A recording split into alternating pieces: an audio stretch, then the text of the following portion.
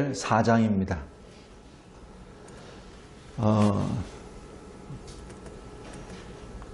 하나님께서는 계속해서 이 에스겔에게 말씀하십니다. 하나님의 말씀을 전하라.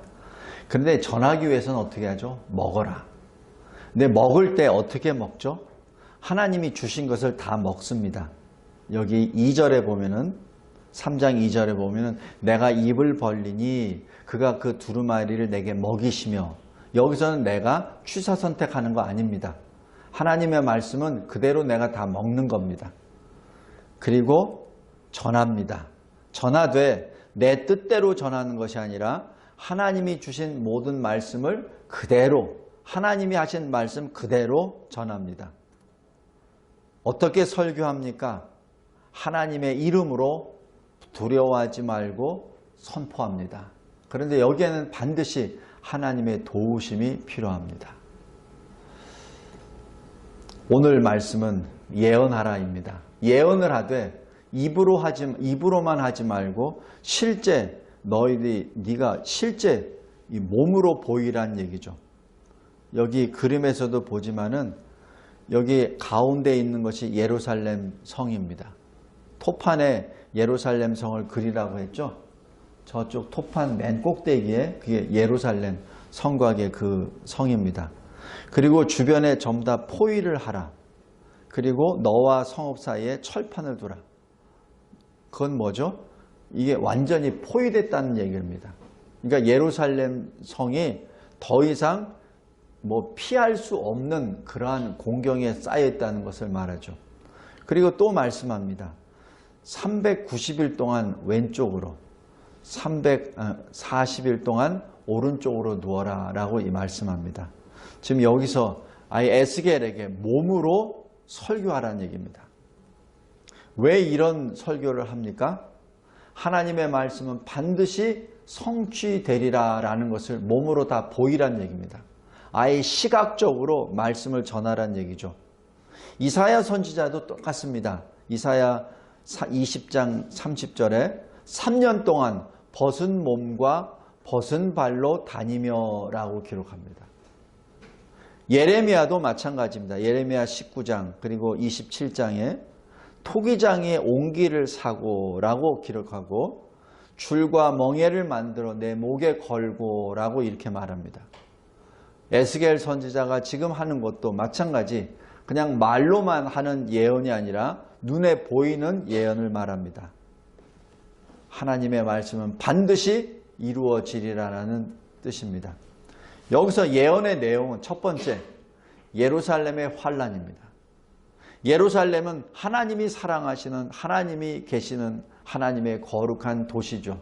그래서 하나님의 성전이 있고 성전 안에 하나님의 임재를 상징하는 언약궤가 있고 언약궤 위에는 속죄소가 있고, 그래서 하나님의 사람들이 하나님 백성들의 죄를 사하기 위하여 그 속죄소에 가서 하나님께 예배를 드리는 그곳입니다. 그런데 이스라엘의 지도자로부터 백성에 이르기까지 총체적으로 썩어버렸습니다. 하나님께서 오직 하나님께만은 섬기는 그 성전, 그 성소에 우상을 들여놓고 하나님의 백성들이 하나님께 예배 드린다고 해놓고 실은 문 닫아놓고 거기서 우상들에게 절을 했죠. 그래서 예루살렘이 포위가 되는 겁니다. 왜 예루살렘이 포위가 됩니까? 하나님이 포위가 됩니까? 아니죠. 하나님의 영광이 떠났기 때문에 포위가 되는 겁니다. 왜냐하면 하나님은 거룩하신 하나님이죠. 거룩하신 하나님이 그 부패한 이스라엘 사람들과 같이 있을 수가 없습니다. 그래서 하나님의 영광이 에스겔 10장 18절에 떠납니다. 떠난 다음에 일어나는 일들이 뭐죠?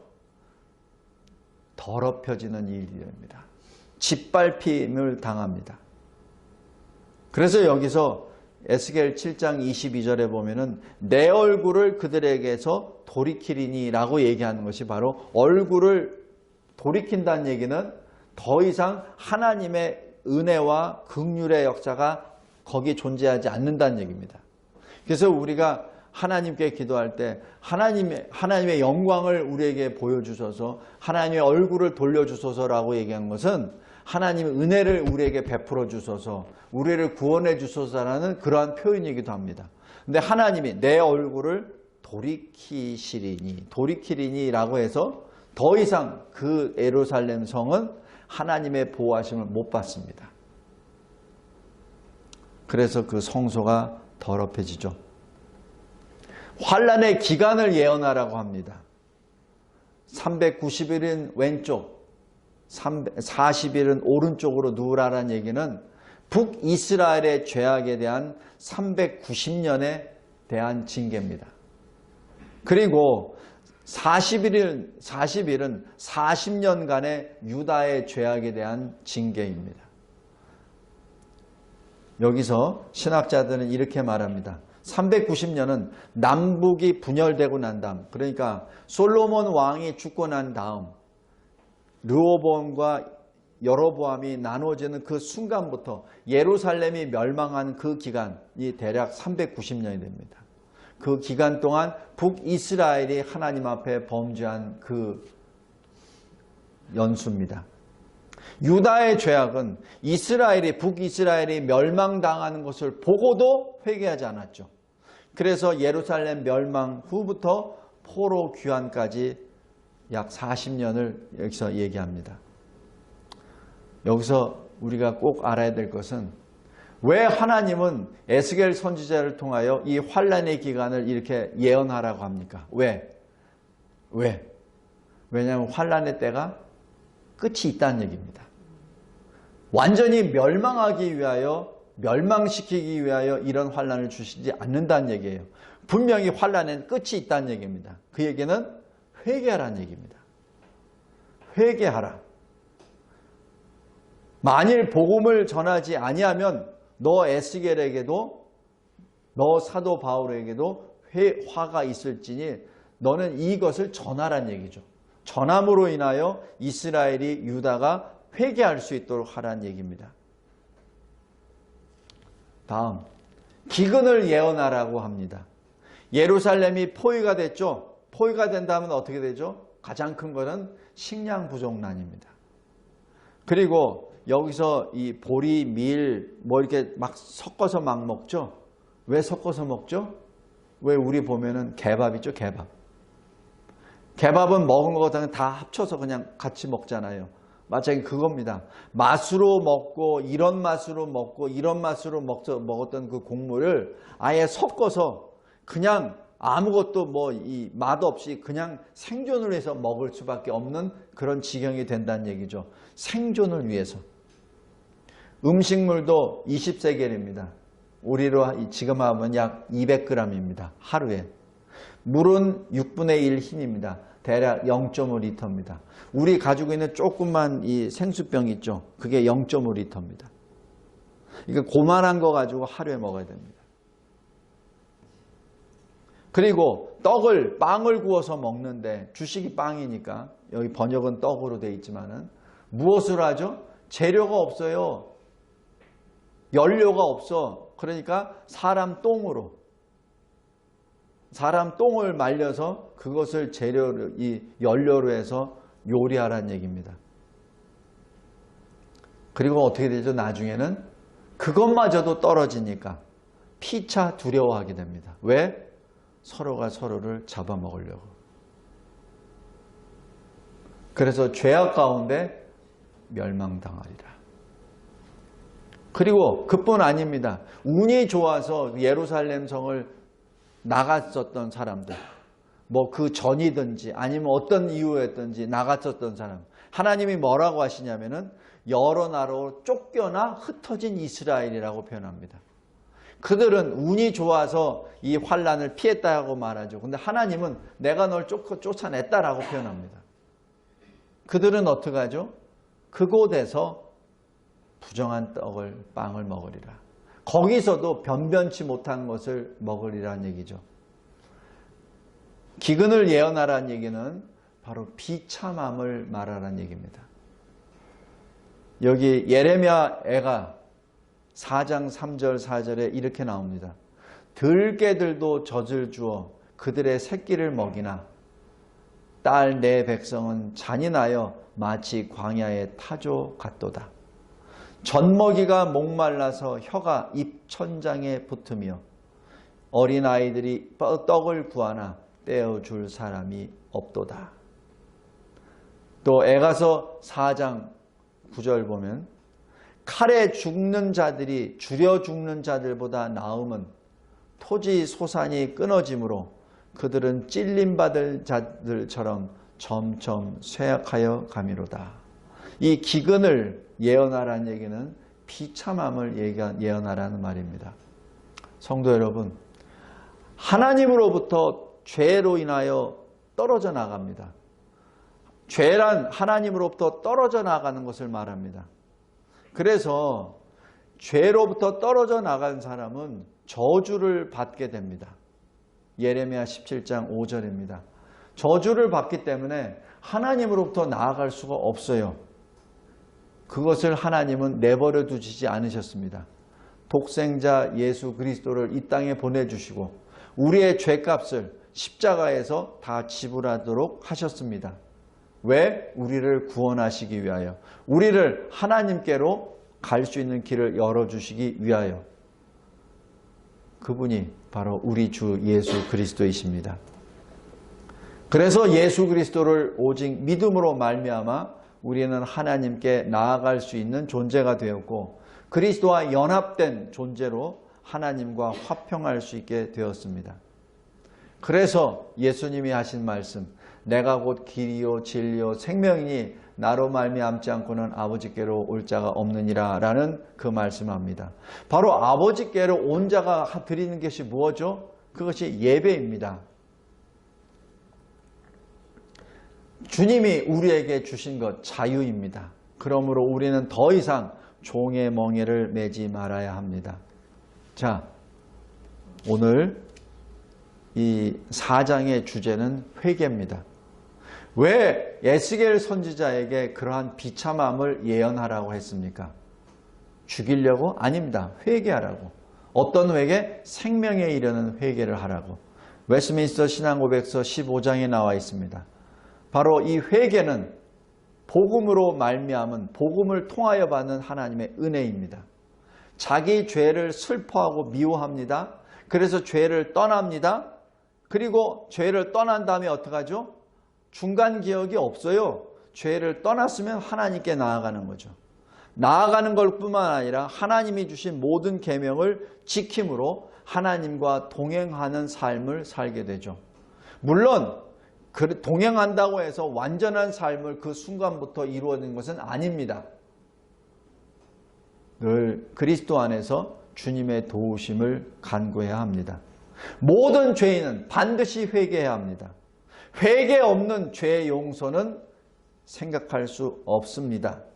그리고 죄에 대하여 내가 회개했어 라고 해서 거기 자족하기 말기 바랍니다. 왜냐하면 우리가 범하는 죄는 모든 것 하나하나마다 회개해야 됩니다. 그것이 우리의 본분입니다. 죄의 용서를 받도록 기도로 회개해야 합니다. 그러지 않을 때는 사실 진정한 회개가 아닙니다. 예수님께서는 인터넷으로 우리를 구원하시기 위하여 인터넷으로 우리에게 복음을 주지 않으셨습니다. 비대면으로 하나님께서 저 하늘나라에서 비대면으로 원격 조종으로 우리를 구원하신 것이 아니라 하나님이 직접 오셨습니다.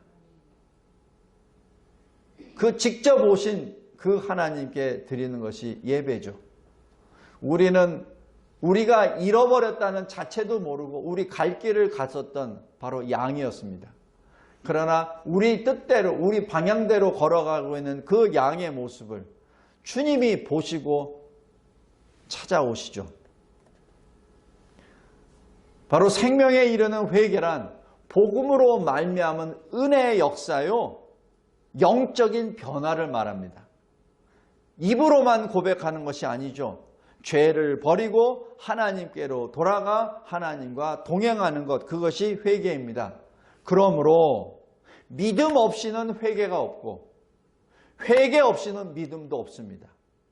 믿음이 있습니까? 그렇다면 반드시 회개를 하게 되고, 회개를 합니까? 그것은 믿음을 토대로 회개하게 되는 것이죠. 거기에 핵심이 바로 예수 십자가 죽으심과 부활하심입니다. 악에는 영벌로, 의인은 영생으로 들어갑니다. 우리 성도 여러분, 에스겔 4장, 어찌 보면은 좀 너무나 좀 황당한 얘기 같고, 근데 거기에는 분명히 메시지가 있습니다. 회개하라. 하나님의 사람 에스겔을 아예 392일 동안 그냥 누워 있어라. 40일 동안 또 오른쪽으로 누워 있어라. 그러면서 뭘 합니까? 에스겔 선지자가 그렇게 누워 있으니까 주변에 있는 사람들이 물어볼 거 아닙니까? 그때 에스겔 선지자가 뭐라고 하죠? 하나님이 이렇게 하신다. 결과 회개하라. 하나님은 우리를 죽이시기 위하여 이런 환난을 주신 것이 아니라 하나님께로 돌아오라고, 회개하라고 주시는 환난입니다. 이 환난할 때 깨어 회개로 주님께 더 가까이 나아가고 말씀과 기도로 거룩을 회복하여 주님을 섬기는 이 시대의 에녹이 되기를 주 예수 그리스도의 이름으로 기도합니다. 하나님 아버지, 감사하고 감사합니다. 에스겔 선지자 참으로 암울한 암흑기의 사람입니다. 포로로 끌려갔고 그 포로 현장에 있는 이스라엘 백성들, 유다인들은 원망과 한탄과 낙심 가운데 바벨론의 포로로 살 수밖에 없는 존재였습니다. 그러나 하나님께서 끊임없이 에스겔 선지자를 통하여 주시는 말씀은 예루살렘 성의 비참함이 내용이지만, 그러나 그것을 통하여 주시는 하나님의 뜻은 회개입니다. 하나님, 이 대한민국 땅에 엄습하고 있는 이 코로나의 환난, 그러나 그것보다 더 무서운 것은 이 코로나 환난을 통하여 교회를 잔멸하려고 하는 이 짐승 정부의 이 악한 괴계를 통하여 교회가 점점 나락으로 떨어지는 것을 보는 것이옵나이다. 아버지 하나님, 교회가, 목사가, 신학자가, 성도들이 이제는 깨어 하나님께 엎드리게 하옵소서. 짐승에게 엎드리지 않게 하옵소서. 세상의 대통령이나 총리나 구청장이나 다른 경찰들에게 엎드리는 것이 아니라 하나님께 엎드리게 하옵소서. 거짓 교리를 만드는 거짓 교수들이나 신학자들의 그러한 이빨리는 거짓말에 넘어가지 않게 하여 주시옵소서. 거짓말하는 목사들의 강단을 주님 거두어가 주시옵소서.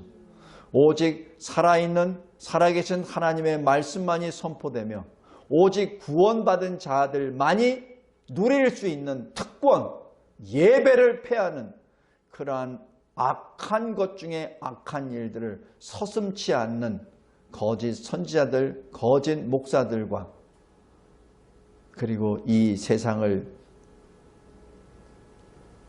잡고 있는 사탄의 무리들을 잠재워 주시옵소서. 하나님, 이 나라를 살려 주시옵소서. 복음으로 이 나라가 다시 회복되게 하옵소서. 교회가 다시 일어나 빛과 소금의 사명을 감당케 하옵소서. 우리 주 예수 그리스도께서 다시 오시는 그 순간까지 교회가 받은 사명을 온전히 감당함으로 잘했다 칭찬받는 주의 교회들이 되게 하옵소서. 예수 그리스도의 이름으로 기도드리옵나이다. 아멘.